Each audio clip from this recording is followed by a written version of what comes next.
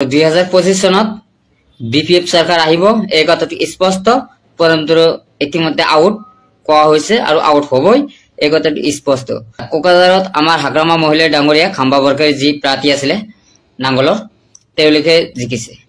একমাত্ৰ খাম্বা বৰকাৰী ভোট দিয়াৰ কাৰণটো হৈছে পৰমদৰু মানে পৰমদৰু যিখিনি কাম কৰিছে বা বিটিসি যিখিনি অন্যায় অত্যাচাৰ কৰিছে তাৰ কাৰণে পৰমদৰুৰ মুখখিনি চাই নাঙ্গলক ভোটখিনি দিছে একমাত্ৰ পৰমদৰুৰ কাৰণে বিটিসি দিছে কাৰণ বিটিসি মানুহক যি যিখিনি কাম কৰিছে যিখিনি বিটিসি ৰাইজক হাৰাস্তি কৰিলে একো কৰিব পৰা নাই তাত 4টা বছৰ গল প্ৰায় 5টা বছৰ ৰুলিং চলিব গটিকে 5টা বছৰ ৰুলিং চলি আছে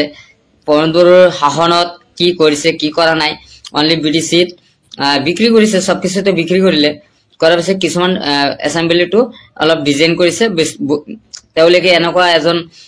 সিবে বস্তুখিনি যিখিনি সামগ্ৰী আছিল সেইখিনি হাগ্ৰামাৰ সামগ্ৰী তেওঁলোকে বিক্ৰী কৰি দি তেওঁ নতুন মানে নিজৰ পইচা সেই পইচা যদি ৰাস্তাঘাটত কৰিব পাৰিলে হয় ৰাইজে নিশ্চয় তেওঁ হুজুক এবাৰ কৰি দিলা হয় গতিকে তেওঁলোকে পৰমদৰুক এবাৰহে হুজুক কৰি দিছিলে গতিকে দ্বিতীয়বাৰ